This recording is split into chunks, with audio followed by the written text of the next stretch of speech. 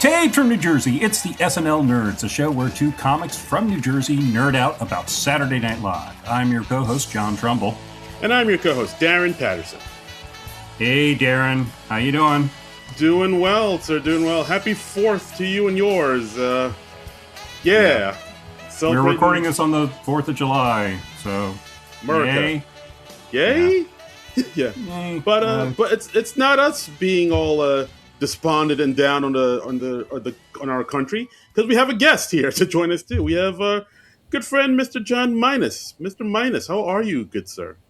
Hello, I am great.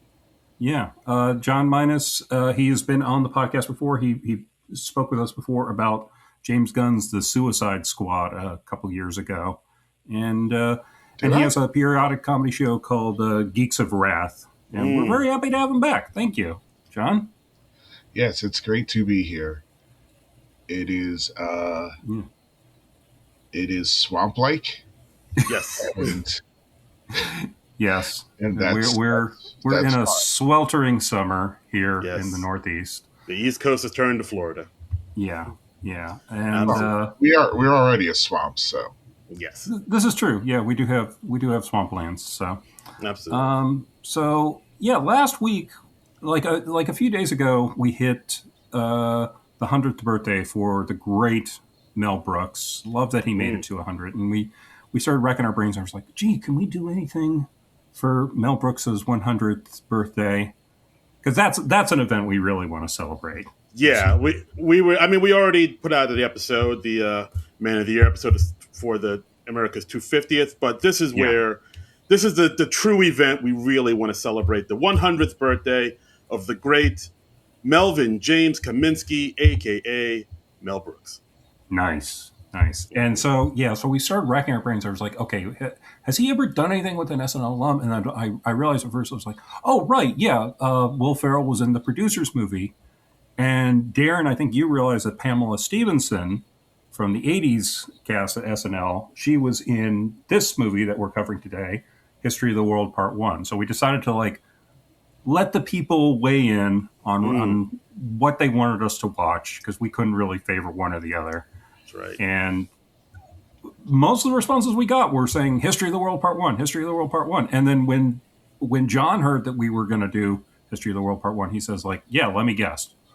So yeah. So John Minus chimed in. You had to be a part of this. So before we start off, what's your connection to this movie? What made you reach out to us and be like, I have to be part of this episode? Well, I think I got most of my sense of humor from Mel Brooks movies, and especially this one, because I used to show it on Channel 11 once a month, and it wasn't heavily edited, but it was edited. Mm-hmm. So did they let the slurs go through on afternoon TV? I think so. I'm not sure, because I must have heard it from somewhere. Yeah. I remember some of the clips from this movie. I believe Opie and Anthony back in the 90s, they used some of the clips, audio clips from this movie on their radio show. So certain lines I was like, oh, okay, yeah. They cut out the curses. Mm-hmm. But I think that's about it. Because I think they saw that. I think they also showed the Kentucky Fried Movie on network TV a couple. Well, I mean, they're kind of the same. They're similar. Yeah, they were the Kentucky Fried Movie was basically a sketch movie, and this one has it's almost like a sketch movie, but not as It's like this anthology movie that traces through the history. And everything I knew about Judaism and Jewish people is from Mel Brooks movies. Yeah. I mean, if you're watching a Mel Brooks movie, you're going to get some Jewish jokes. And I think I was telling Darren off air that I never got around to seeing this one as a kid. I remember seeing the trailers for it, and I love the gag of Moses coming down from the mountain with the 15 crash, 10 commandments. I thought that was hilarious. But we never saw this movie when I was a kid. I would have been about 9 when it came out. It actually came out in June 12th, 1981. So I would have been 8, nearly 9. Oh, So, I was much younger. Yeah, I was like 4. Well, I am older than you both, so. Oh, right. Yeah, but I'm trying to think if it, because it wouldn't have been on TV for like a few more years. So I was probably like maybe they probably would have shown it till like probably 84 or maybe even the mid to late 80s. So I probably was maybe 10. Yeah. Way too young to be watching it though. Yeah. I remember at one point my family, we went to see, it must have been a re-release of Blazing Saddles. So this probably would have been sometime in like the late 70s, early 80s. And we made it as far as the campfire scene. And then my folks were like, yeah, we're not staying for the rest of this. We're taking the kids out. And I think back on this and I'm just like, okay, so all the N-bombs weren't the deal breaker. But farting. That's where we draw the line. Yeah. It's like Brett in Community. I can tolerate racism, but... Tolerate racism? Yeah, it's that. I can forgive racism. I should quote it correctly. I've heard stories like this from so many of my friends' parents. I mean, not from them, but from so many of my friends about their parents. And I'm like, and we wonder why we are where we are. To be fair, I don't think that was maybe so much the deal breaker as the straw that broke the camel's back. They probably I'm sure that was building before that moment in the movie. But like when I watch the movie now, I'm just like, okay, all right. Yeah, so this was my first time through with this. I'd never gotten around to seeing this before. Darren, had you seen it before or no? I had seen parts of it. I think I did watch the whole thing through, but I don't remember it. Yeah, for some reason this movie, like, it's not one of the first movies you think about really when you think about Mel Brooks. Like, it's a good movie, but I don't think it's up there with, like, Blazing Saddles, Young Frankenstein, or like maybe even Spaceballs. Like, I feel like those movies, as soon as you hear Mel Brooks, you think of them. But I mean, this movie, it still has like a legacy and it's still beloved. I mean, to the point that Hulu came out with the History of the World Part 2 series not too long ago. So, like, this does have some long-lasting legs, like you said, the Ten Commandments bit, the "It's good to be the king" line, the Spanish Inquisition. Holy Lord! I actually knew the whole song. Can you really? Yeah, it was like all the things I need to know, like, not there, but the Inquisition song is all still in my head. It's a great song. It's catchy as hell. A really good song. Yeah. Like you watch that and you can see where maybe like a young Trey Parker and Matt Stone got their sensibilities from. They have to be Mel Brooks fans. Yeah, like you can see the bones of Book of Mormon and the stuff that was in the South Park movie in the Spanish Inquisition for sure. I think they're also. Like, I feel like Monty Python had to be an influence on this movie because he's doing those extended bit in the Roman Empire. This is just a couple of years after Life of Brian came out, and he's also doing the Spanish Inquisition, which is one of the most famous Python bits. So I don't have any evidence or quotes to back this up, but I feel like Mel Brooks had to be influenced by Python in this. And I was reading that he apparently wanted to cast John Cleese in Harvey Korman's part towards the end.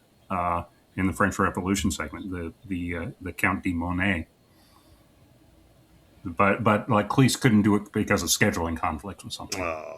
I think he's in the movie. Is he? Where? I think he's one of the prisoners in the Inquisition scene. Because one of them had right before Jackie Mason.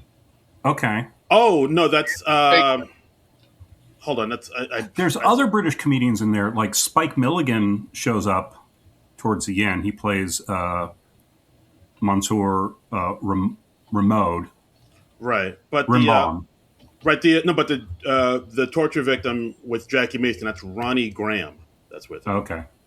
There was another actor, comedian. There's a lot of like kind of, I don't know, old timey is the right word, but there are a lot of comedians that you can tell, like Mel Brooks either revered or worked with. I mean, we see like Sid Caesar in the beginning. It's a very Catskills comedian. Yes, kind of movie. Henny Youngman's in it for a bit. It's just super Jewish.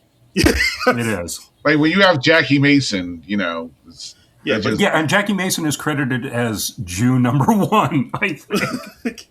Which I noticed in the closing credits. I was like, okay, well, that's a good credit to have, I guess. Yeah, I mean, Shecky Green's in this thing. You got Jackie Mason. Like, you couldn't get more Jew. You got B. Arthur. The late great B. Arthur. You got Sammy Shore. Harvey Korman's Jewish, too. Yeah. I'm getting a little creepy feeling when we're just listing Jewish people. Yeah, I'm going to slowly back away from this conversation. Yeah. Okay, you guys can. So about the Jews. No, the Mel Brooks movies are really why I've always had such an affinity for like that community, because like I just felt like I grew up. And I say this all the time. I grew up on old Jewish comedians, and I really did. I grew up on like all these guys from Mel Brooks movies, and then like they still did stand up. They used to still show their stand up in the 80s and 90s on Comedy Central. Yeah, I got a lot of my sense of humor from. So yeah, like History of the World was definitely influential to who I am as a person.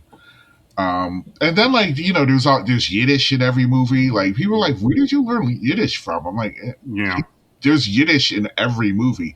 Like I think the Yiddish I picked up as a kid was probably from Mad Magazine, and I didn't realize it was Yiddish. It was just like funny sounding nonsensical words to me. Yeah, putz. They would use putz or schmuck or and Golden Girls too. Sophia, the Italian woman, used to speak Yiddish all the time. Mm-hmm. She would always call Stan a yutz and a putz and a schmuck. That's not Italian. Yeah, why did you do that? Like, was Stan? Because Estelle Getty was Jewish. B. Arthur was Jewish. Probably a lot of the writers too. Yeah. I'm sure. I mean, and there's a long history of Jews playing Italians and Italians playing Jews. It's a whole thing. Yeah. But yeah, like I feel just from watching so many of his movies, I feel like I picked up a lot of, just osmosized a lot of Jewish culture through that. And I'm grateful for it because, you got to learn about people different from yourself. This is true. And how of you. So well, and Mel Brooks' whole thing is that like you have to belittle fascists because they want to be taken seriously. Yeah. And so he just really understood, understands that like humor is the best way to take people down a peg. And it's the best way to get ideas across and stuff. Yeah, I 100% agree with that. And yeah, I think he said like his mission in life was to make people laugh at Hitler. And I would say mission accomplished, Mel Brooks. I respect that. Yeah, because I guess we're just kind of jumping all over the place, but that's how the movie jumps all over the place too. It does too, because with like the Spanish Inquisition, that might have been my favorite part. I really enjoyed it, but yeah, but I could see how, like, if this came out today, people would be like, "Oh, he's making light of it," or "He's making fun of such a horrible atrocity," type of thing, But yeah, like I mean, you have to kind of see it through Mel Brooks' eyes, like the way you said it, minus where it's like he's making fun of them in a way, but not at the same time belittling the horribleness of it in a way. It's a fine line he's walking there. Yeah, and I read he actually had a joke that he cut out of the movie. I think after test screenings didn't go so well. He had a joke about 3 Mile Island, which was only like a couple of years in the past. But like test audiences were like, no, thank you. And, you triggered much? Yeah. So, but I mean, something like the Inquisition or the French Revolution, that's so far in the past. And obviously there are no people from that time still around. So you can make jokes about that. But, something from just a few years in the past, that's probably considered bad taste. So. Yeah, fair enough. So let's talk about this movie. Let's break it down beat by beat. First of all, I like the fact that the whole thing is narrated by Orson Welles. That's a nice cool. Yeah. It's pretty cool. And the movie starts off with the dawn of man, these ape-like creatures standing up, becoming man. And like the first thing they do is like kind of grunt and hump and like make beating off motions. And They underneath, are living up to the name Homo erectus. Yes. yes. And of course, right underneath it says our forefathers. Yeah. Yeah. Was that a reference? Because they played a was that a reference to another movie? Oh yeah, I mean he's totally riffing on 2001 there. Okay, it is 2000 because I never saw 2000, but I feel didn't 2001 open with like monkeys and that 2001 music? Yeah, it famously opens up with the dawn of man, and we see like a bunch of Neanderthal men, and they're doing things, and then, like the monolith appears, and then they learn how to use tools, and then one of the ape men, like clubs a guy to death with a bone, and so it's like sort of the original sin, and then he tosses the bone up into the air, and there's a smash cut to a satellite in the air that is kind of shaped like a bone. So, that is a reference. Yeah. So in 2001, it's basically like, man has not really, he's become more advanced, but he hasn't really learned anything in all these hundreds and thousands of years. Yep. So 4th of July. 4th of July. Yay. America. But yeah, so, and then it goes from that into the Stone Age, where we see, again, Sid Caesar as one of the cavemen. Yeah. Surprisingly in shape, Sid Caesar. He's in Sid good Caesar shape. is buffer than I would have guessed. Yes.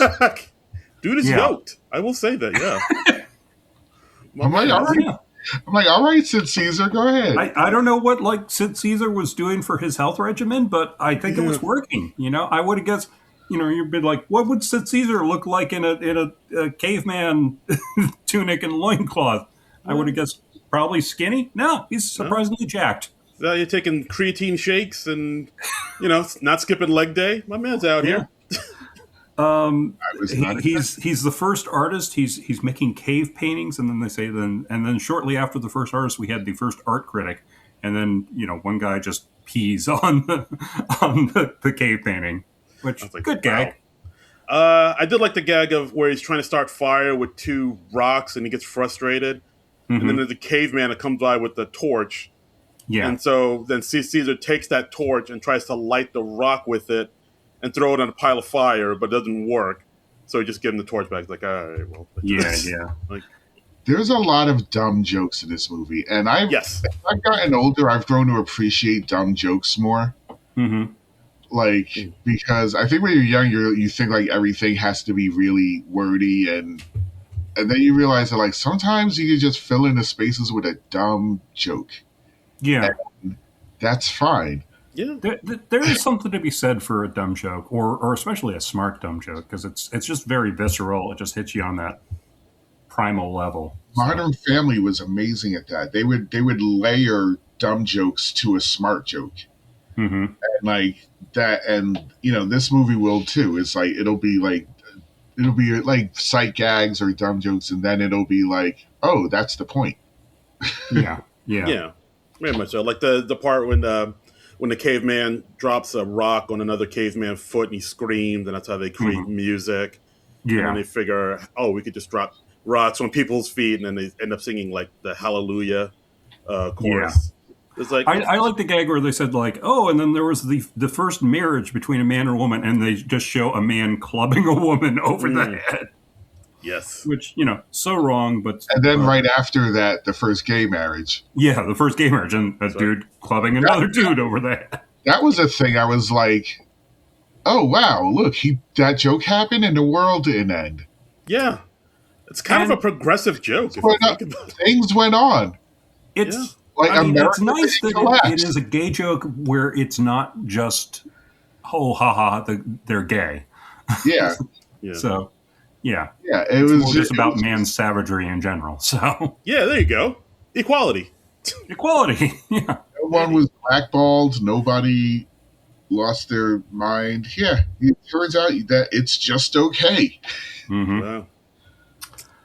Wow. So let's see. We got like the quick gag with the Old Testament, which is really just Mel Brooks as Moses saying, like, these are the 15 crash commandments. Yes, and uncredited voiceover of God is Carl Reiner, the late great Carl Oh, Reiner. nice! I didn't know that. That's cool. According to Wikipedia, yeah, that was Carl. Nice. Nice. And I read that they came up with that gag on the spot. Like Mel Brooks was just looking at the cave sets they built for the Dawn of Man sequence, and he's like, "Oh, what else can we do here?" And he came up with the Ten Commandments gag. Oh, nice. So that was really so just kind young of when I improvised saw during that. shooting. What was that, John? I was so young when I saw that. I'm pretty sure. I still think there's 15 commandments. Sure. Like that was my, because I didn't go to church or anything. Like a lot of what I know about religion is from this movie. Apparently, they So, even like, stuck in some my gags on the 15 third tablet. They said it says so on the Ten Commandments are the 2-word Hebrew versions of the commandments: don't kill, don't steal, don't lie, etc. The 5 more don'ts on the third tablet that Moses accidentally drops are don't impregnate, don't laugh, don't buy, and the last one, don't break. So that's a little bonus gag for the Hebrew speakers in the audience. So Oh, L'chaim. yeah, see, I know Jewish stuff too. yeah. Okay, so yeah, and then next up we have one of the longer pieces in this movie, the Roman Empire. Mm-hmm. Which is it's like one of the longer stories. Yeah, it's like 49 minutes of the movie. I think the Roman sequence does go on a little longer than it needs to, personally. Little bit. But I think part of that is just how movies were paced differently in 1981. Yeah. So we go to Rome. We see people selling things on the street. Apparently, one of the person selling columns, according to Wikipedia, that was Barry Levinson. Yeah. Barry Levinson worked with Mel Brooks in his early days, and he wrote for him. I know he pops up in High Anxiety as well. Oh, really? Yeah. He's the guy who's like beating Mel Brooks with a newspaper in the shower. Oh, shoot! So, I gotta go back and look at that. It's a young Barry Levinson. Yes. And one of the people in the Marketplace cameo is a cameo from Albert Whitlock, who painted all the matte paintings in this movie. And he is like one of the all-time great matte painters in Hollywood history. Oh, nice. And I know the soothsayer was Charlie Callis, who's an old-timey comic that worked with Mel Brooks and Jerry Lewis and Dean Martin and stuff. Yeah. I'm saying old-timey. He was current at the time. It's old-timey to me. Yeah, but they were, honestly, they were probably like somewhere in their 50s. Yeah. But I don't want to think about that. But I know what you mean. But that's what I was thinking. Like, Mel Brooks had access to a lot of talent. He had access to a lot of people. And I was thinking, like, I don't even know if there's that many people of that ability available to do a movie like this. When people say you can't do a movie like this anymore, I don't think so much of like the political climate or things like that. I think of like, are there people willing to do these parts? Yeah. Who are good at it? Yeah. There's a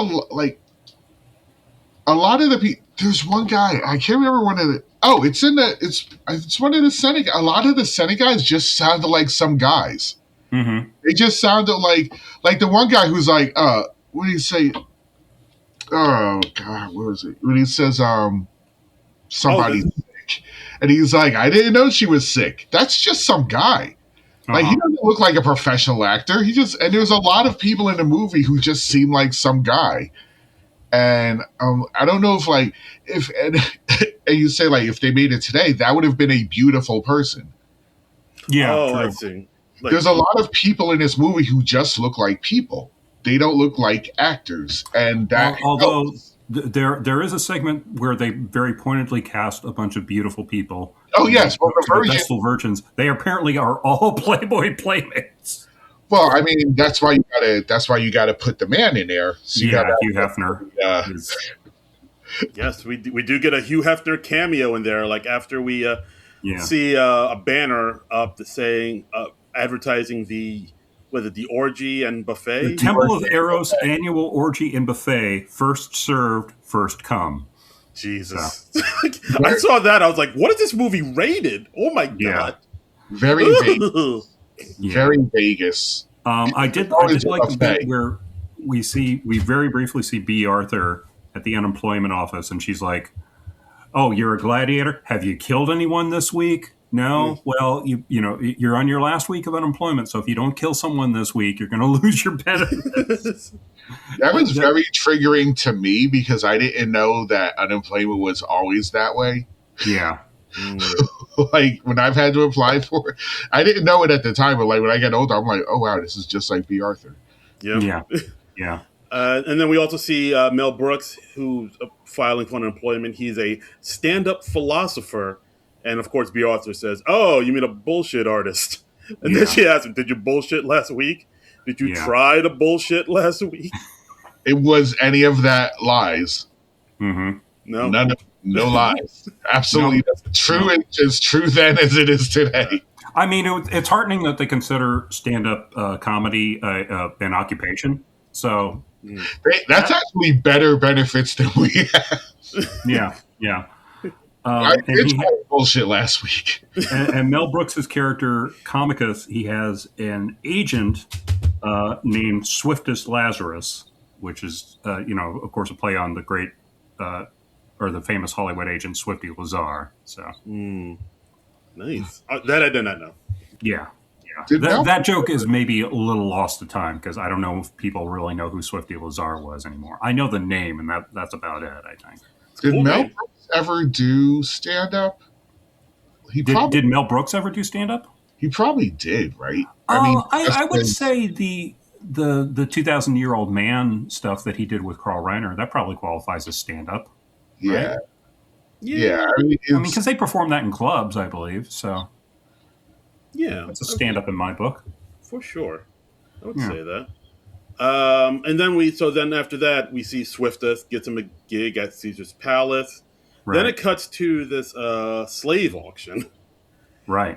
Where we see, like, at the end of the slave auction, the people the slaves that didn't get bought up get sent to the Colosseum for lion bait. And one of the slaves does not want to go. It's played by the late great Gregory Hines. Gregory Hines. Film debut for Gregory Hines, by the way. It's a good part. Yeah. It's a good part. He had good lines. He got to dance a little. It was a good part. Gregory Hines, I think, was one of my favorite parts of the movie. I think he nailed everything they gave him to do. And apparently this part was written for Richard Pryor. And, as Richard Pryor very famously was supposed to be in Blazing Saddles, co-wrote Blazing Saddles, but they kind of shied away from him because he was considered controversial. So they brought in, why am I blanking on his name? Cleavon Little. Cleavon Little, thank you. I feel like it was a good decision in both. Yeah. Well, and Richard Pryor has to be in a Richard Pryor movie. Yeah. I don't feel like Richard Pryor can be in someone else's movie. Oh, you mean like Superman 3? Yeah. Oof. I know people don't like that. I just realized that, this would have been another movie with Richard Pryor and Pamela Stevenson, in Superman 3. That's wild. But so Richard Pryor was all set to be in this movie, and then 2 days before he was supposed to start shooting was the infamous letting him the cocaine flame incident. Yeah. So obviously that wasn't going to happen. So Madeline Kahn recommended Gregory Hines, and Gregory Hines stepped in, and he's very funny. I think it works better. Yeah. And again, just to talk about casting, I mean, because Madeline Kahn should have been in every movie. I don't know how that would have worked. Yeah. Logistically, that would have been tough.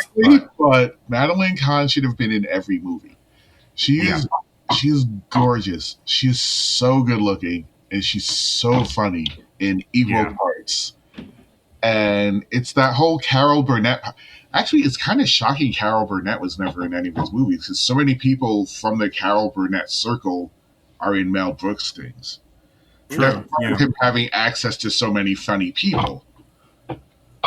But that's great that because Madeline Kahn's amazing. I don't think I've ever seen a movie never enough she was in that I didn't love her in. Even if I didn't like the movie, I always loved her in the movie. I mean, she's great in Blazing Saddles. She's great in Young Frankenstein. She's great in Clue. She's great in Paper Moon, which is a Peter Bogdanovich film from the 70s, and she's really good in that. I think I've seen that one. Yeah, that's worth seeing. I just saw it for the first time a couple of years ago, and it's really great. Yeah. Okay. Cool. So we'll get together sometime. I'll show you Paper Moon, Darren. All right. Oh, date night. Yeah. Love it. Yeah. So we see. And John, you're welcome to, of course. We see Gregory Hines trying to, not be taken to the Lions. Mm-hmm. He knows that the Lions are only Christians. He claims to be Jewish. He sings Hava Nagila. He's like, oh, call the rabbi, call the temple, call Samus Davis Jr. It's so funny because, like, right before they did that gag, I was like, oh, maybe they should have had Sammy Davis Jr. play this part. It would have been really funny if he was, like, denying that he was Jewish. But, yeah. You actually needed an athletic person for that. Yeah. That's the other thing. There's a lot of running and fighting. That's true. And I don't think Sammy Davis Jr. or Richard Pryor would have been. Yeah. You had a much, I think, younger. Yeah, he's probably younger than both of them. And, like, he's a dancer. Yeah. He's like a very, very, very good dancer. So, like, the athletic parts were easy for him. I wonder if they tailored it for Gregory Hines at all. They probably changed it. Let's have him do a little more dancing because. Right. He's from Ethiopia, 125th Street. I mean, I love the gag where he's like, "Oh, I'm Jewish," and then they just like pull open his loincloth and look down at his crotch, and they're like, "Oh, you're Jewish, huh?" And he just goes, "He missed." That's such a great circumcision. Yeah, so funny. It's like, oh, I have an appointment on Thursday. I'll get it done then. Yeah. But yeah, so there's that, and then there's also another scene where somebody's horses collapse, and like the owner whips him, and then this beautiful woman tells him to not whip him, and then Comicus steps in and punches out the owner, and he sees that the horse has a rock in his hoof, so he gets up and the horse is okay, and then Swiftus recognizes that the horse is this famous racehorse named Miracle, and then this felt kind of shoehorned in a little bit, but then I saw like, oh, okay, this comes back in later. This whole part with the horse. Shoehorned in? Oh, I didn't even mean to do that. Oh, boy. I did not even mean... Look at me, I'm making hilarious jokes. So, I didn't mean to. So, Mel Brooks' character Comicus, he meets Miriam, a Vestal Virgin, who is played by Mary Margaret Hume. This is, like, I think her film debut because she gets an introducing credit. And she went on to, like, work... quite a bit. I know she later ended up being Dawson's mom on Dawson's Creek. Oh, I didn't know that. Yeah. So okay. So she looked vaguely familiar to me because of that, and yeah. Okay. Nice. So then after that, the owner of the horse gets up to punch out Comicus again, but that's when Josephus knocks him out, and because when Comicus and Swiftus were looking at Josephus, the slave, Gregory Hines, they thought he was really talented and they liked him.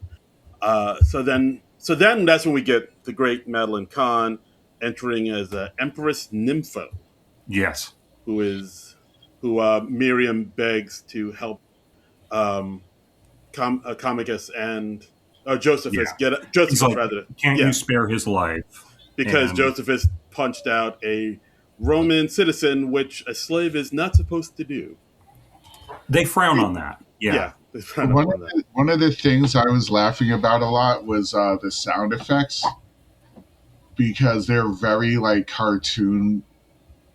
Maybe not cartoony, but maybe it's just that they don't use it.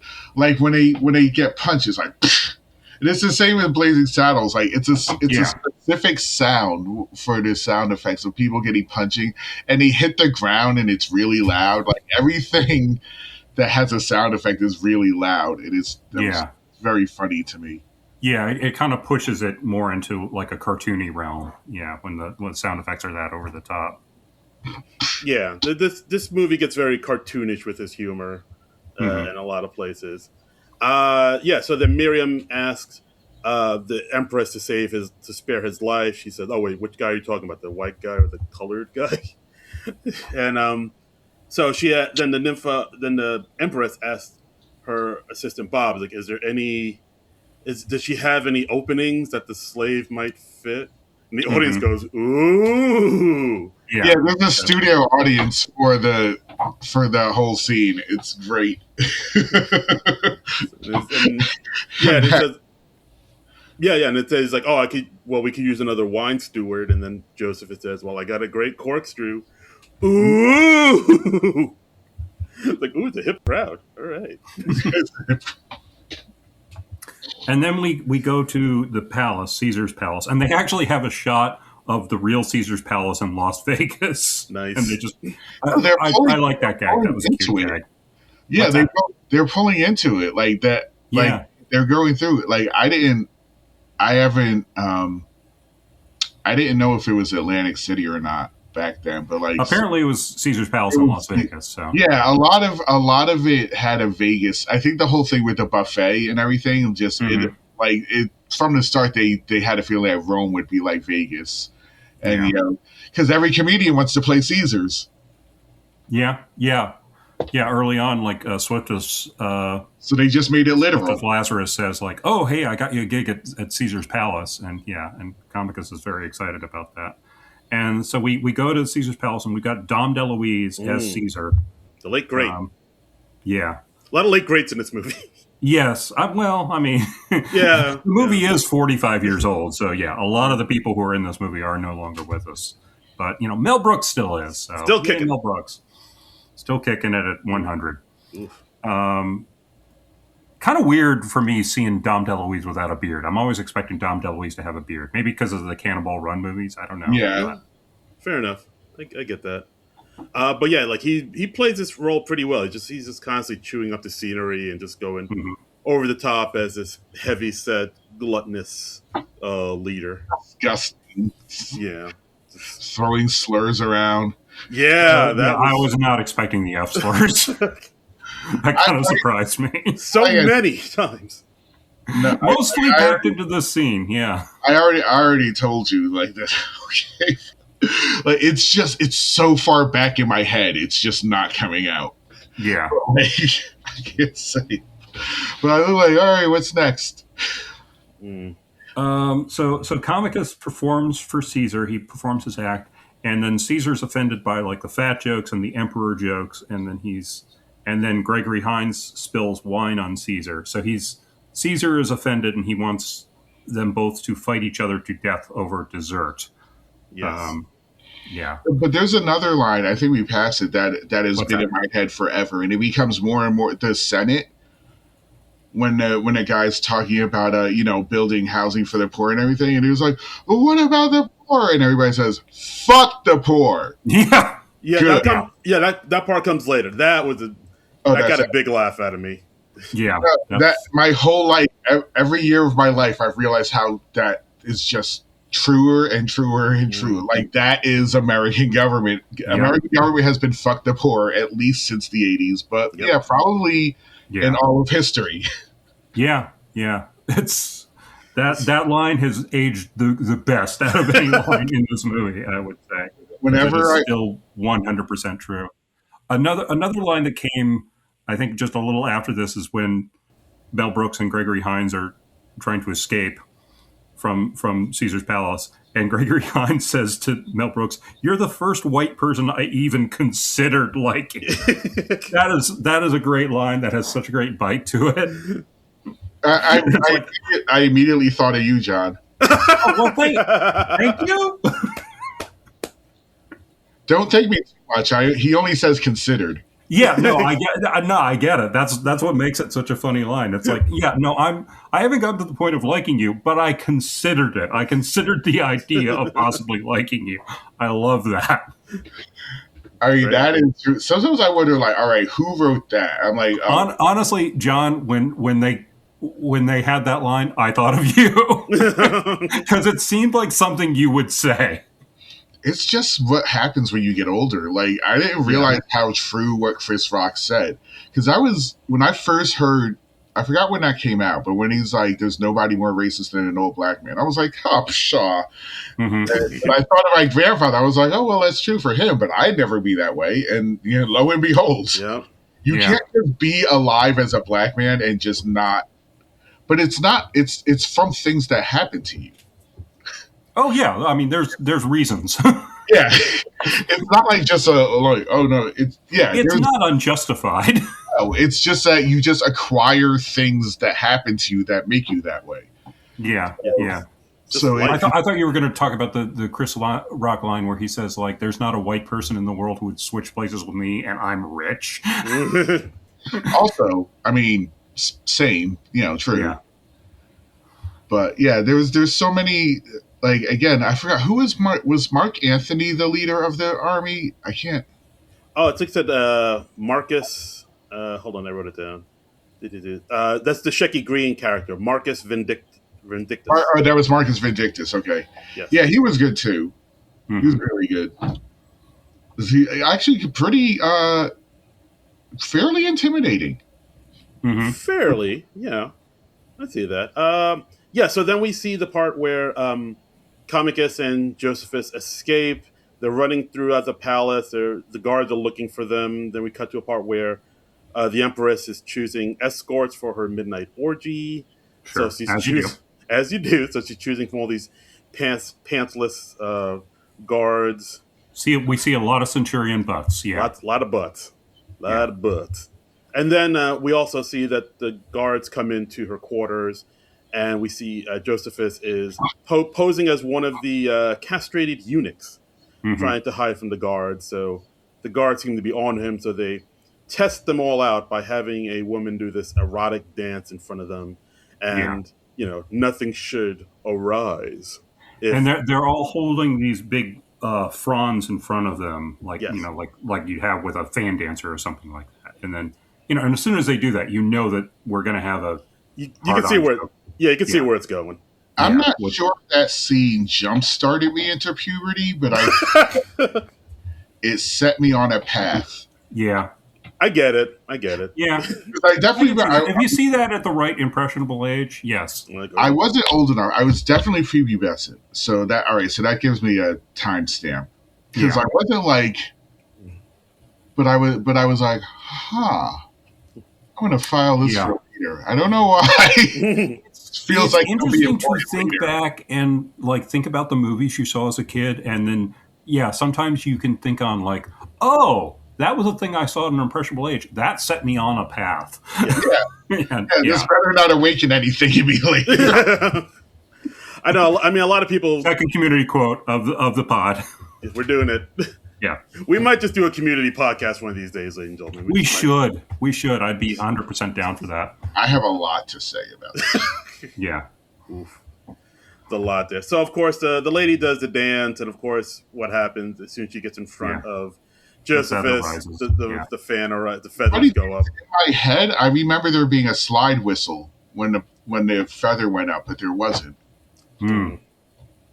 Missed opportunity. Yeah, no, I remember there being a whoop, but there, and my brain just edited in there. So Mel Brooks and Gregory Hines, they're trying to get out of the palace. They disguise themselves in robes. Miriam, who's the Vestal Virgin, who's kind of befriended them, she's trying to help them get away. And they get away in a chariot pulled by Miracle, the white horse from before. Right. And then we also get a cameo from Henny Youngman, where the guards are looking for them, and they stop Henny Youngman, and it's like, oh, we're looking. Have you seen? We're looking for a pack of Trojans walking around. And of course, Henny Youngman says, "Of course, gee, I just ran out." Yeah. Condoms, guys. Condoms, Rose. Condoms. I didn't know Trojans had been around that long. Like the condom brand. I thought they were. I think they've pretty much always been the preeminent brand of condoms, right? I mean, I certainly wasn't aware of Trojans in 1981, but yeah, me neither. Yeah. Well, no, that's appropriate. We were children. Oh yeah, right. Yeah, true. It would be disturbing if we were familiar with Trojans in 1981, if any of us were. Yeah. Just going up Something has gone hideously wrong. Just going up to some schoolmates in the playground, like, hey, you guys, you guys wrapping it up? I mean, I had brought cigarettes at that point, but Oh, your parents never sent you to the store for cigarettes? no, my parents don't smoke, so yeah. My parents weren't smokers either. I thought it was just me, but like growing up, I heard other people. Like, yeah, they would just send us to the store with a note. and yeah, we'd pick up like milk and soda and cigarettes and bring them back home. As you do. It's a different time. It's the 80s, man. The 80s were amazing. Wild time, man.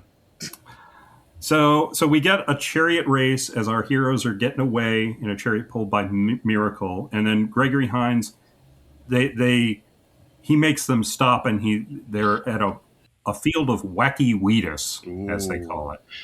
So Gregory Hines makes a gigantic joint, like the size of it's like a Cypress Hill blunt. Yeah, there you go. like that type of thing. So he lights it, and then the smoke is blowing behind them, and that's getting all the soldiers chasing them high. I also didn't know what that was. Yeah, you probably didn't get that joke until you were I just older. thought it was I thought it was just like a thing, like, oh yeah, there's some weeds that if you burn them, it makes you be weird. I had no idea that it was a drug that people. Yeah. Like, I know about cigarettes, but I don't know about this thing. These are funny cigarettes. Jazz cigarettes. Yeah. Good. But yeah, so they make it to the ship port because they find out that Miriam's telling them that the ship leaving for Judea. Yes. So they're able to get to Judea to escape. We see that the guards are still high off the weed, and at one point they do like the Lindy Hop. We get like a nice little dance number from them. Yeah, it's very random. Yes. Very random. Yeah, which was old at that time. Yeah. Yeah. Maybe it was just a dance that everybody knew how to do. I don't know. I'm wondering why he picked the Lindy Hop. Mel Brooks like, you guys all know how to do the Lindy Hop, right? Right. Yeah. It would have been weird if they did disco. I feel like it was the right choice. Yeah. I mean, a disco gag wouldn't have aged very well. Yeah, I mean there kind of was one because like there was one scene where they like in the walking the streets of Rome. There's like one black guy with a boombox playing with Funky Town playing on it. So yeah. Was great.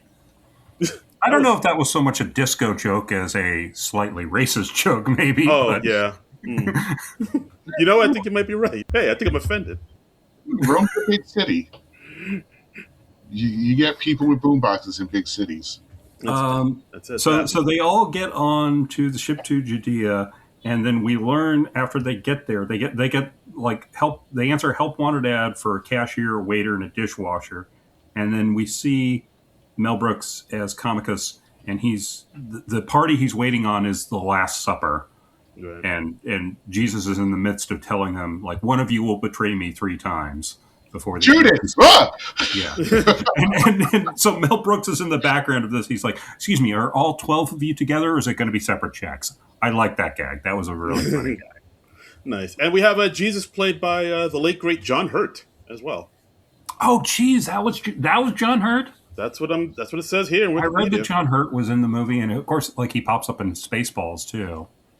Yeah. Oh, that's right. I didn't recognize him with the beard. Oh, that's awesome. Wow, the beard really throws John DeLuise, John Hurt. Like, as soon as somebody had the beard, you can't. It really throws you off. Yeah, it's triggering some face blindness, I guess. If you change somebody's hair at all, I don't know who they are. Yeah. At all. It's also because it's like I think of John Hurt as an older guy, and this is like John Hurt of 45 years ago. So I'm not expecting John Hurt to be like in his 30s or whatever. So fair enough.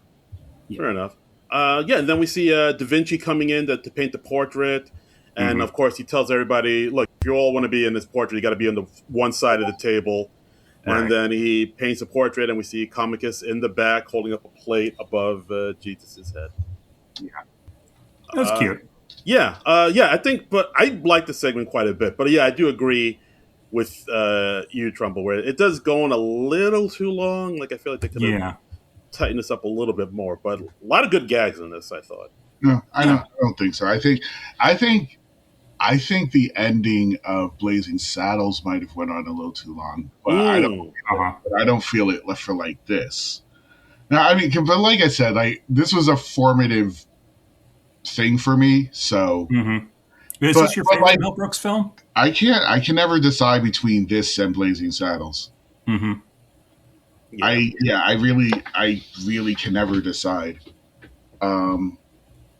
I go back and forth. Depends on the day. Depends on the minute. Yeah. No, Blazing Saddles. I think I'm a Young Frankenstein guy first and foremost. Ooh, because I love the parodies of the Universal horror films in that. But Blazing Saddles is maybe just a notch below that. But it's been ages since I've seen either version of the producers, and I got to revisit those. I saw History of the World first. Mm-hmm. So and like like I already mentioned, it's part of my personality. I was a little more formed when I saw Blazing Saddles, but it holds that same place in my head.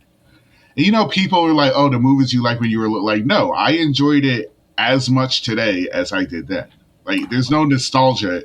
Yeah, No, I freaking love this. I love it when you can move with the movie through the years, and you still like it as an adult. And you might like it for different reasons than you liked it as a kid, but I love it when you can like see new things in a movie, and it's not because the movie's changing; it's because you're changing as a person. So yeah, absolutely.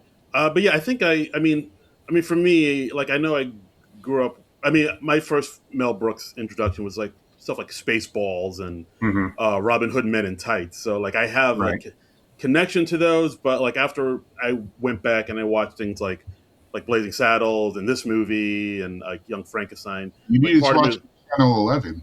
What's up? Yeah, on Channel 11. But yeah, like I went back and watched these movies. I was like, oh, I think these movies might be better than the films like I got introduced to Mel Brooks through, like Men in Tights and Spaceball. That I still think is pretty solid though.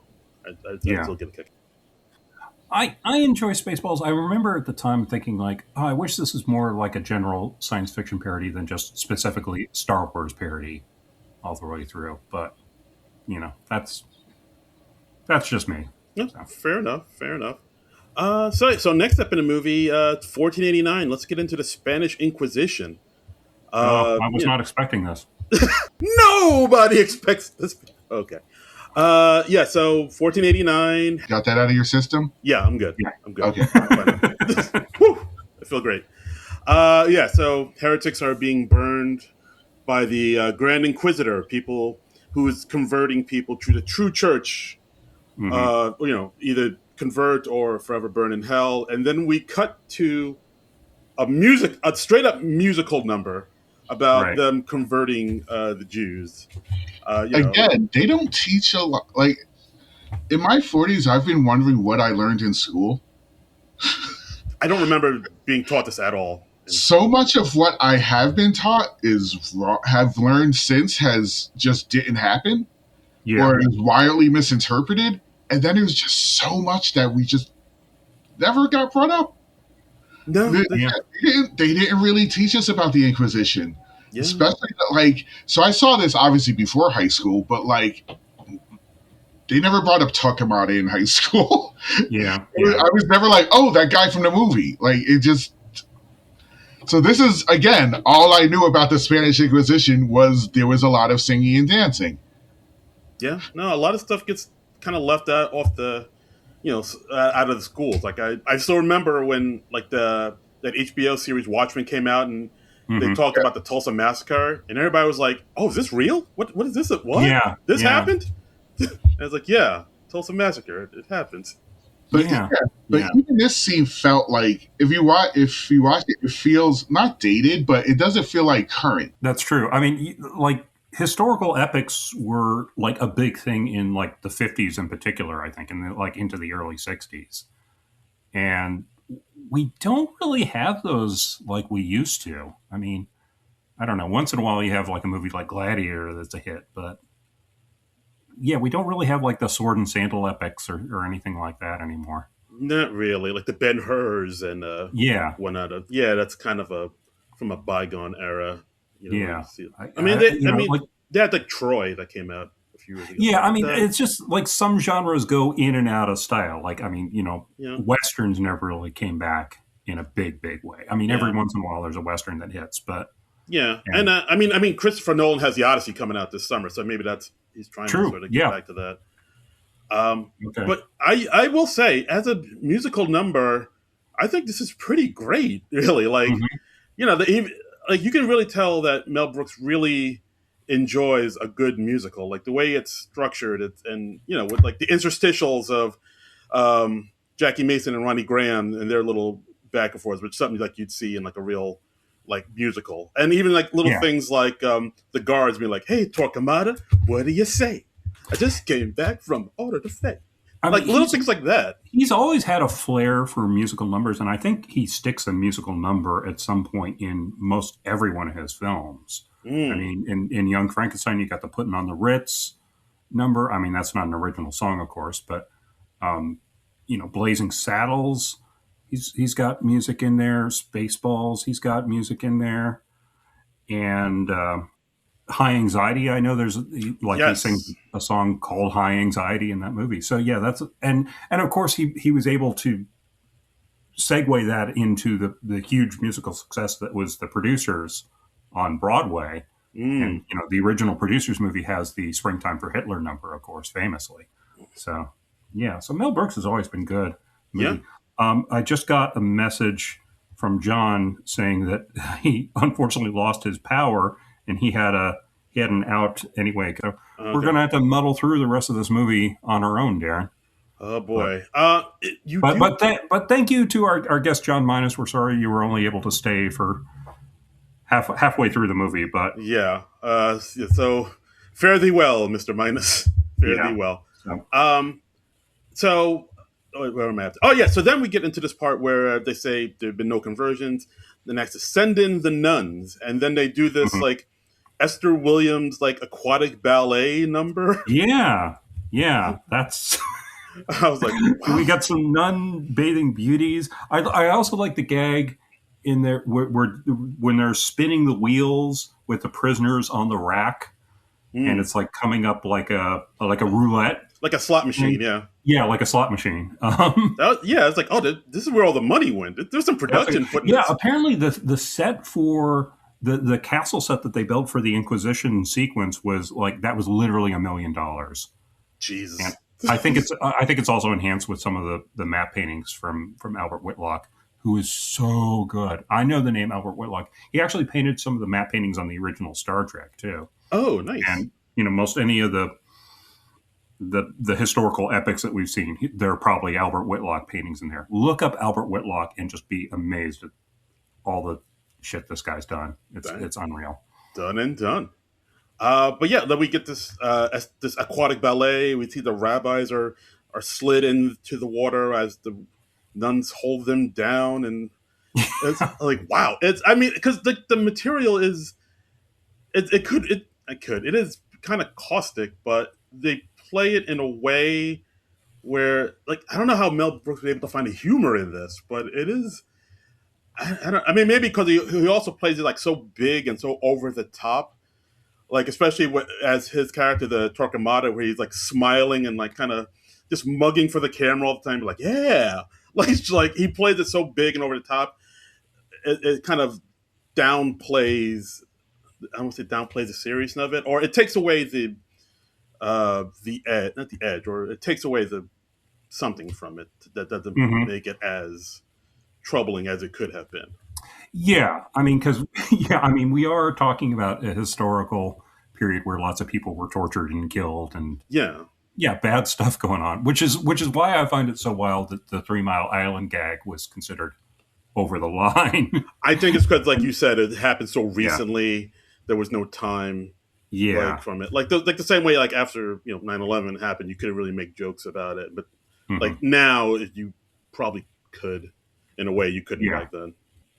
yeah. I mean, it has been, gosh, 25 years since Whew. 9/11. So I think, yeah, and then and I think eventually it will be something like maybe the way we look at the Hindenburg today, where it's like, oh, it's an awful thing that happened in history, but no one from the Hindenburg explosion is still around. So Yeah, or like even Pearl Harbor or something like that. yeah, exactly like that. Yeah. But yeah, this part I really enjoyed this part. I thought it was like This was like the highlight of the movie for you, right? I think so. It's just because like the way the musical number it's done, and Mm-hmm. the fact that they were able to take something so horrific and mine mind the comedy out of it. Like it's really impressive. Like if you asked me to do something about the Spanish Inquisition, I would have been like, no, that's no. I want none of that. I don't want no smoke, as the I kids say. think I just wouldn't want to touch it just because the Python stuff casts such a long shadow for That me. too. Yeah. Like I grew up on Python more than Mel Brooks, I would say.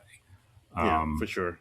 I mean, I certainly saw Mel Brooks stuff along the way. I know I saw Spaceballs in my teen years, and I saw Men in Tights in theaters. And I can't remember when I came to Young Frankenstein and Blazing Saddles, but I love both of those. And it still blows my mind that he came out with both of those movies in one calendar year. Those both came out in '74, which is Jesus. making two classic comedies in the space of 1 year is Amazing. unreal to me. Unreal. So yeah, so we left where we left off. The French Revolution.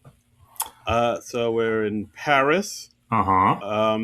The streets are lousy with poor people selling apple cores. Apple cores, the aristocracy Rich. is discarded. Yeah. Yes, wealthy apple cores from rich people. That's big Yeah. money. Dead rats. We see somebody stealing a dead rat from a cart. Yeah. We see beggars begging from other beggars, and Mel Brooks, I think, was playing a salesman who was like, "I have nothing. I'm selling nothing," and he's got like an empty cart that just has a sign that says "nothing." And yeah. yeah. So yeah, just poverty ravaging the streets. Mm-hmm. We see Cloris Leachman Mm-hmm. as Madame Defarge, who has an inn, who's secretly trying to get the grief-stricken together to start a revolution. Viva la revolution! Yeah. Yeah. Say. We're in 1789 now, I believe. So it's right around the time of the French Revolution, where Right. lots of people gonna get beheaded and Right. stuff. And they're talking about how they're so poor, they have no rights, no say, they don't even have a language, just a stupid accent. Yeah, they're all like, we all sound like Maurice Chevalier. It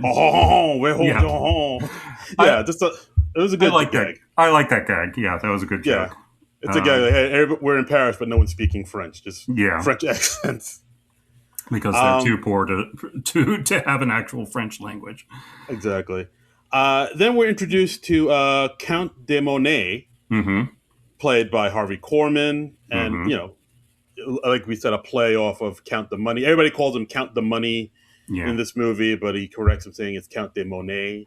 Yeah, and so it's a bit of a callback to the famous gag in Blazing Saddles where he played Hedley Lamar, and everyone wanted to call him Hedy Lamar, like the actress, and so he was correcting people throughout the movie. And I think at one point Mel Brooks was like, "Hey, don't worry, it's 18 such and so. You'll be able to sue her." Nice little inside jokes like that. Yeah, I mean, like Mel Brooks likes doing callbacks to his previous projects and in his projects. So yeah, there's a callback to something that happens earlier in this movie at the end of this movie, but we'll get to that. Yeah, we'll get to that. So I did like the gag of when Count de Monet and his partner Bernays they pull up to the king's quarter. And at the gate, there's all these, poor people, beggars begging for money. And the servants of the king just roll a red carpet over the beggars to the chariot, the carriage that has the count. And the count they literally just walk all on and over the downtrodden poor people. Yeah, good sight gag. Good sight gag. And so we've got Mel Brooks in... Well, let's see. It's like his fourth or fifth role in the film. I don't remember which one was introduced first because he plays two characters in this segment. He's playing King Louis, the 14th, I believe, and he's also playing Jacques, who is literally they call him the piss boy, Right. who's wandering around with a bucket, uh, so that the aristocracy can relieve themselves into the bucket. Yeah, I don't know much about history, but I was like, is this a thing? This can't have been a thing. I Was it? don't think that was a thing. I hope it wasn't a thing. I 'Cause I mean, he had to have gotten the idea from somewhere. I Right? don't know. I don't know. I haven't.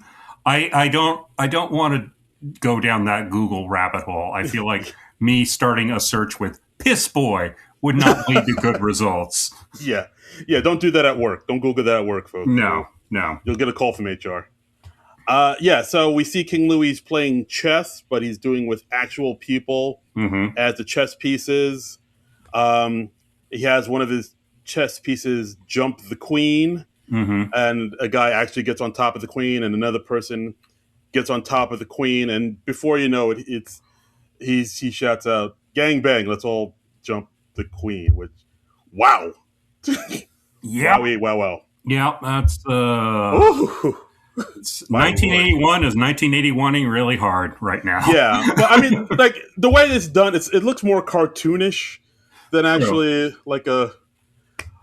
How do I say this? It's not as sexual assaulty as Yeah. you might think. Exactly. It's not like The Accused or nothing like that. Oh, God, Actually, yeah. it's more cartoonish than that. But even then, I was like, wow, wowie. More cartoonish than The Accused. There's a poll quote for the poster. Why wasn't that the tagline? That's what I said. More cartoonish than The Accused. Darren Patterson, SNL Nerds. That's right. God. For those that don't know about The Accused, maybe you don't want to. I think I remember watching that movie, and I was like, Jesus, I have read enough about The Accused that I'm like, I don't think I ever need to see The Accused. It is some heavy shit. Like yeah. I'm ashamed for even making a joke about it. I'm ashamed. I'm terrible. But yeah, so while that's going on, the Count, even though he's not crazy about the king, he realizes he needs to protect the crown and the monarchy. And Right.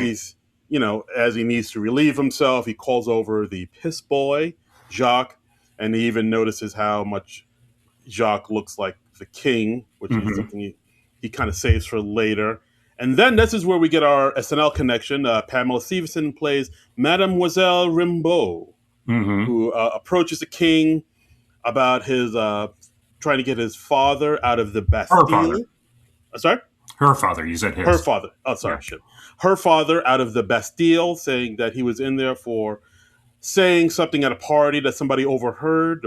And he said, the poor ain't so bad. Yeah. And so he's been in the Bastille for 10 years because of that. Yeah, exactly. And the king, they've sort of already established that the king is this very lecherous sort. Yes. Yeah. So he like goes up to like one woman, and I think he just sort of like does a quick motorboat on her chest or something like that, and then he turns the camera and goes, "It's good to be the king." Yeah. He says this like 3 times throughout this movie. It's like like a catchphrase. It's become like a Mel Brooks catchphrase, and I know there's like a callback to it in the stage and movie versions of the Producers musical. So yeah, that has become very associated with Mel Brooks.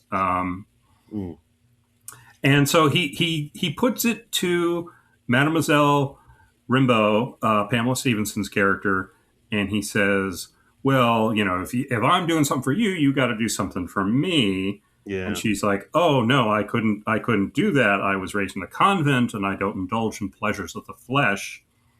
And he so sweetly puts it, you don't put out, he don't get out. I hate that I laughed at that. It's the worst. Yeah. And he boils the choice down to hump or death. And he's like, you have 3 seconds to decide. So yeah, he's a real prince, this king. Yeah, he's a real piece of work. Yeah. And she's agonized over it. And I'm having a little tough time like laughing at this. It's not quite as absurd as it probably seemed in 1981, but I can't help but look at it through 2026 eyes, and I'm just like, oh, this is creepy.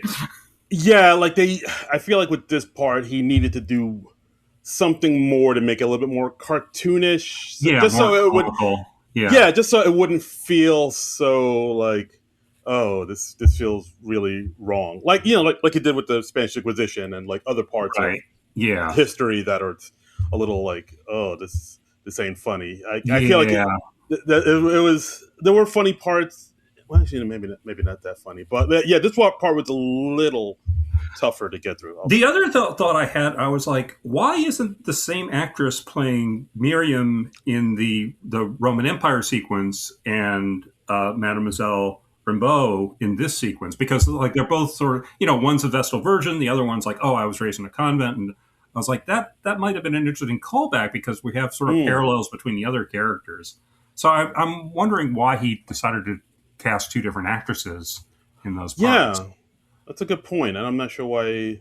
Just for like, could have done like a little continuity thing and just had the same people play different. Yeah, and it's not that like either Mary Margaret Hume or Pamela Stevenson did a bad job by any means. They were both great, I thought. But yeah, I was just thinking like, oh, if I was doing it, I might have had the same actors for both parts. But yeah, no, fair point. Yeah. Yeah. So the king tells, so the woman, the Rimbaud agrees begrudgingly to let the king have his way with her. He says, "Be at my chambers at midnight.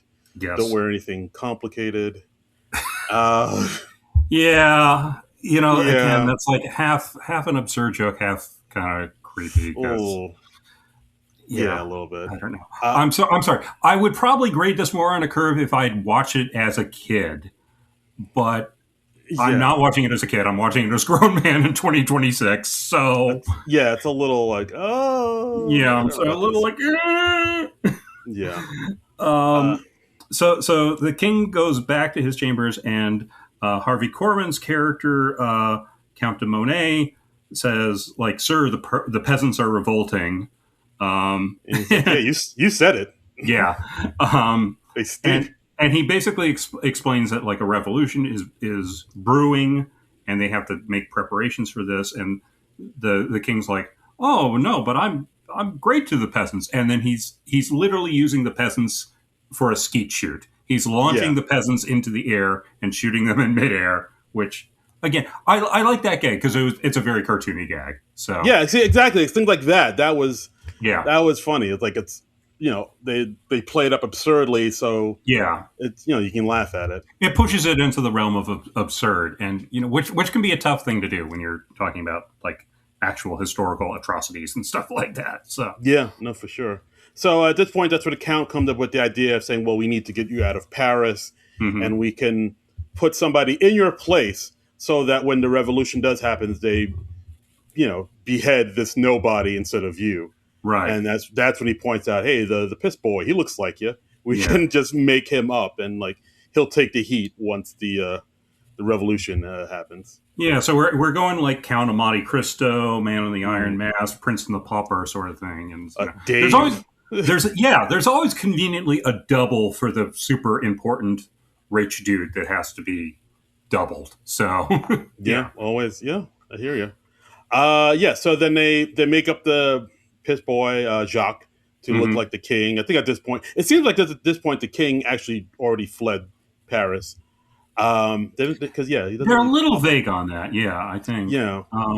But all he has to do is like get a fake mustache, and then the beauty mark, and then the proper wigs and clothing, and then he's a double for himself.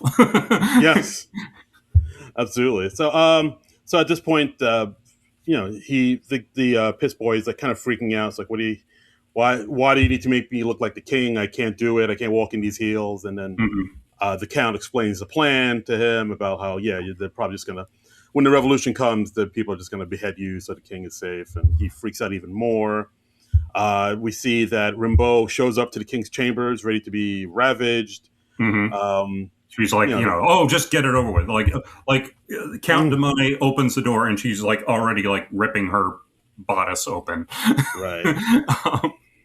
Right. And at this point, the piss boy is like in another room, and the Count tries to ravage her. He ends up falling off a balcony. He wants her for himself, but like I didn't feel like that plot really quite went anywhere.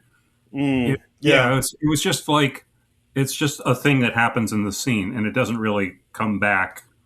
I don't know. There's no rivalry or no complications that arise from that. So I was like, why is this in here? Other than just Pamela Stevenson is very attractive. Yeah. And I'm sorry, I thought I was watching Baywatch for a minute. Not all Pamelas, John. I was like, why isn't anybody in a red swimsuit in this? Why aren't we rescuing drowning victims? What's going on? Where's David Chokachi?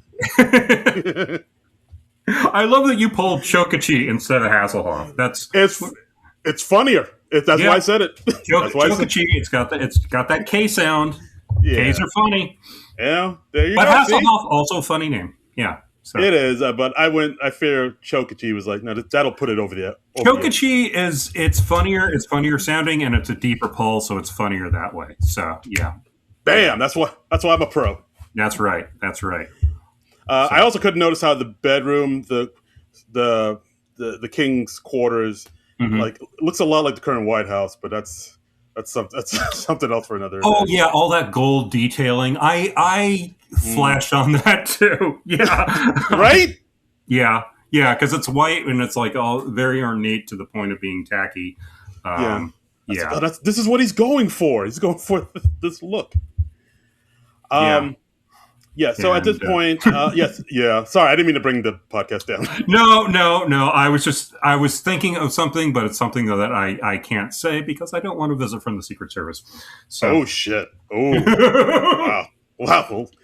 Ooh. You know there are guillotines in this movie later on? That's just a random thought that came into my head. Okay, guys, sign up for Patreon if you want to hear more of John's thoughts. That's right. That's right. Show us the Monet. We'll tell you all these dark thoughts we've had. So now we're at the point where the Rimbaud meets the piss boy Jacques.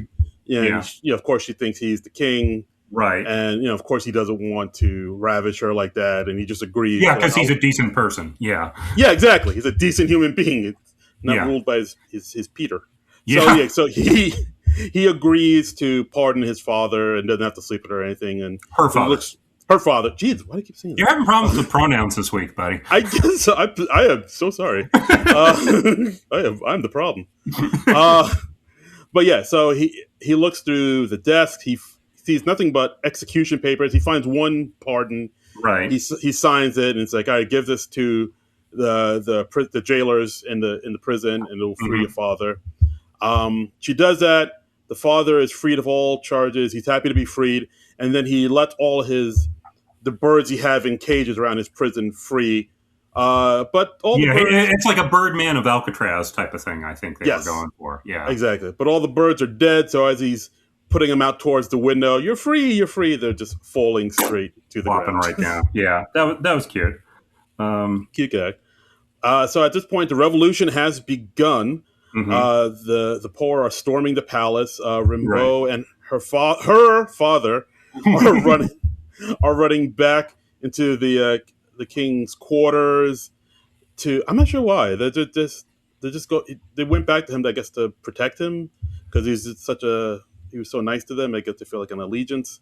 So then this is where the angry mob storms the chambers, and that's where we see Cloris Leachman saying, "In the name of the people of France." Of course, somebody corrects her. It says France.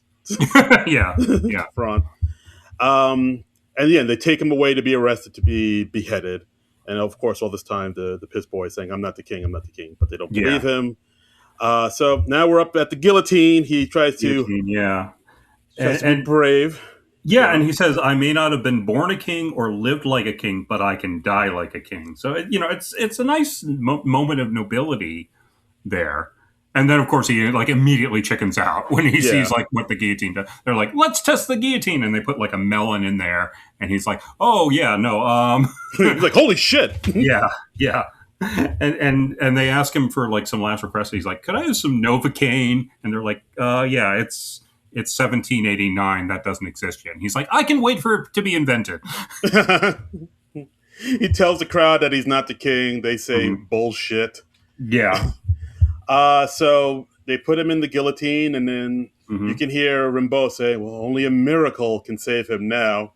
Right. And Josephus and the horse Miracle from the previous scene ride from up the, from the Roman Empire sequence. So, from the Roman Empire. They ride up and save the king and the Rimbaud, and they all escape.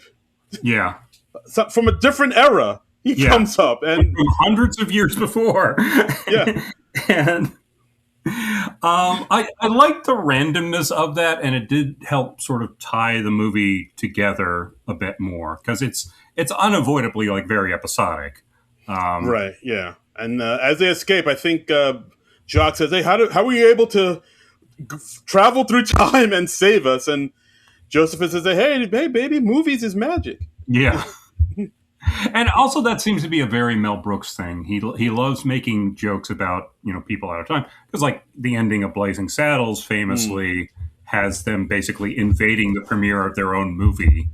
Yeah. So suddenly they're in the 20th century. So yeah, he likes to do things like that. Yeah. And then as they're escaping, then driving off into the distance, the king or Jock says, "Oh, we better kiss soon. It looks like we're coming to the end." Mm-hmm. And then he goes to kiss Rimbaud, but he ends up Pamela Stevenson, but he ends up kissing Gregory Hines. Yeah, Gregory Hines, and then he kisses Rimbaud, and then that's when we see that they have indeed come to the end, because on the side of a mountain, carved in it, says "The End." The giant matte painting with, in the style of like the titles you used to see on all those 50 epics, like Ben-Hur or King of Kings or whatever, and it just says "The End" in huge letters. Yeah, cute gag.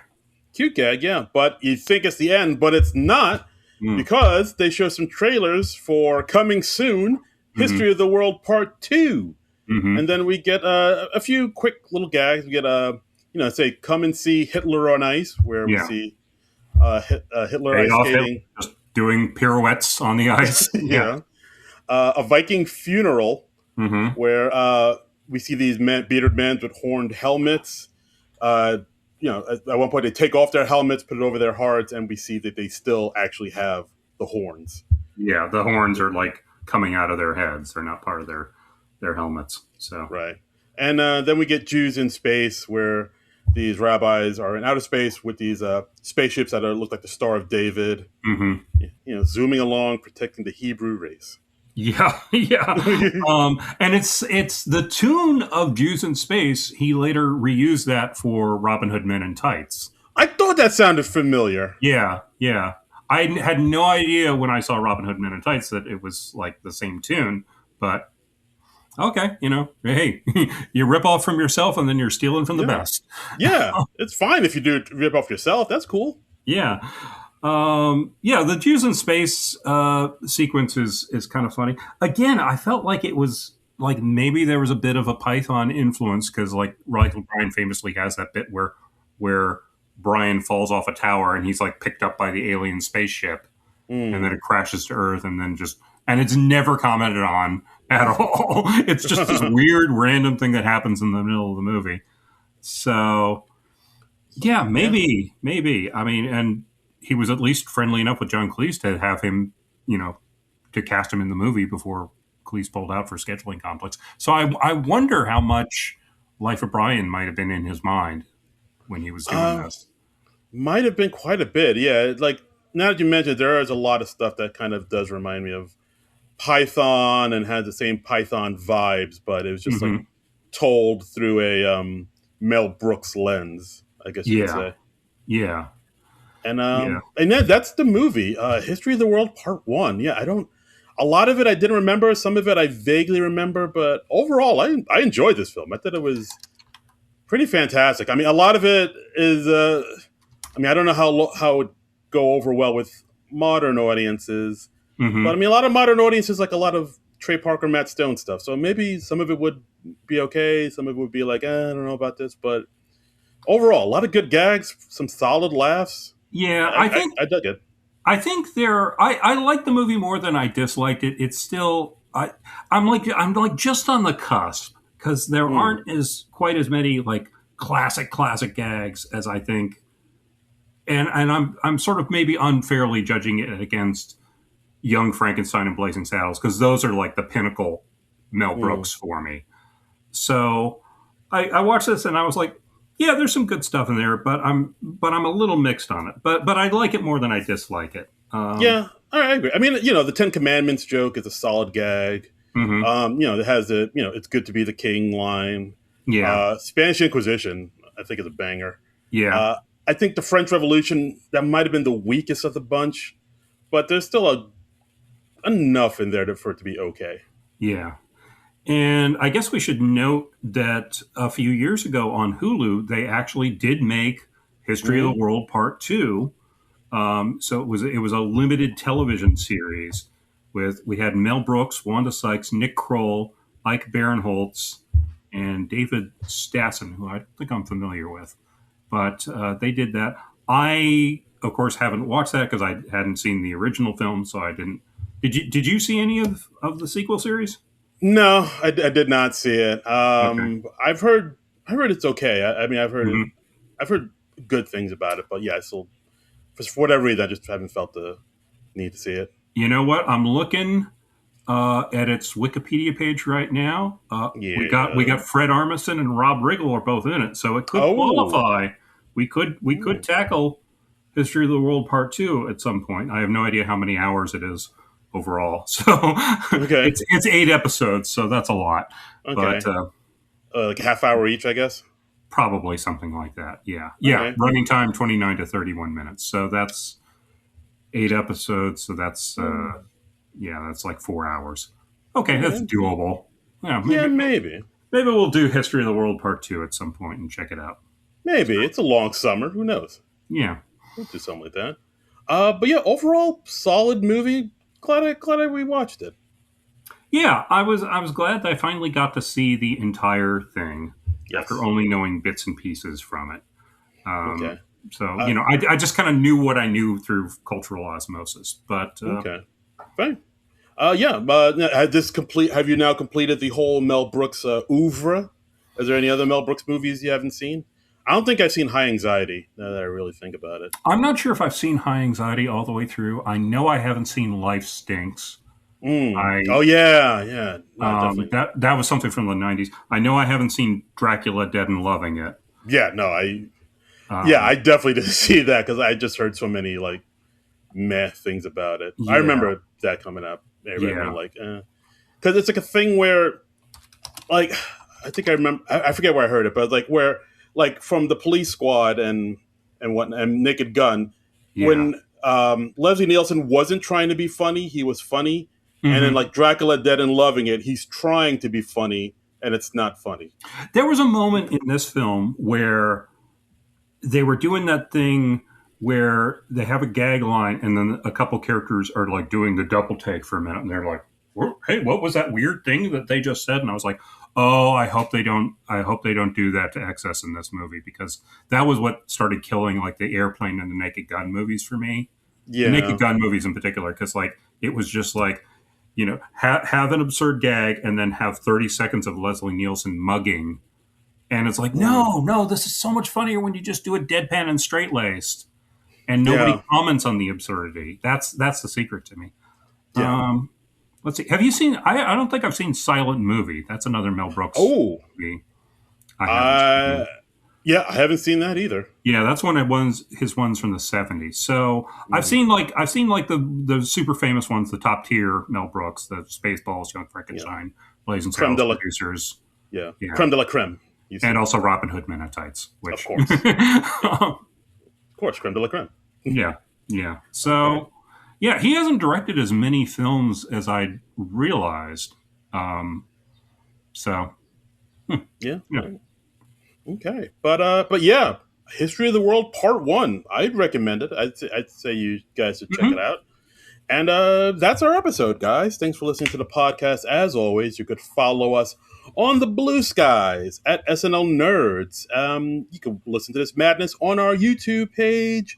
Donate to our Patreon, Non-Productive.com. And you can follow me, myself, and I on all the socials at Darren Credible, Darin Credible. And you can follow me on all the socials at Trumbull Comic. That's TRUMBULL and the word comic. And yeah, if you're going on our YouTube page, the entire archive of the podcast is up on there. So, you can find us commenting on all episodes of SNL from the last 8 seasons. Oh, can you believe it? And all the movies that we've covered on the off weeks and the summer hiatus, and just poke around. I'm sure you'll find something you like there. So you'll find something for you. Yeah. So just go to Non-Productive on YouTube, and you can find the entire archive and the whole playlist of us there. Mm-hmm. So and we're gonna. Well, should we say what we're doing next week? We kind of discussed this before we started recording. Yeah. And do you want to go ahead and say it? Yeah, let's say it. Why not? Yeah. Well, okay. So we really enjoyed revisiting Mel Brooks for this, and we put up a choice for people like, should we do the producers, the musical, the movie musical version of the producers from 2005, I think it was, or should we do History of the World Part 1? And more people said, yeah, do History of the World Part 1. But we still want to do the producers. So we're going to continue on this Mel Brooks train, and we're going to do the producers next week. There you go. Nathan Lane, Matthew Broderick, Will Ferrell, Uma Thurman. Mm-hmm. We're doing it. We're doing it. We're doing it. And yeah, lots of people from the stage version, which I was lucky enough to see back in the day. So I can talk about that next week. Okay. Yeah. So looking forward to that. Yeah. So, and I'm sure we'll have some stuff to relate to the present day times. Yes. Yes. Sadly, but yes. All right, so that's next week on the SNL Nerds. Join us for the producers. But until then, Nerds out! Yeah! Okay. This has been a non-productive media presentation. Executive producer Frank Hablawi. This program and many others like it on the Non-Productive Network is distributed under a Creative Commons Attribution Non-Commercial No Derivatives license. Please share it, but ask before trying to change it or sell it. For more information, visit non-productive.com.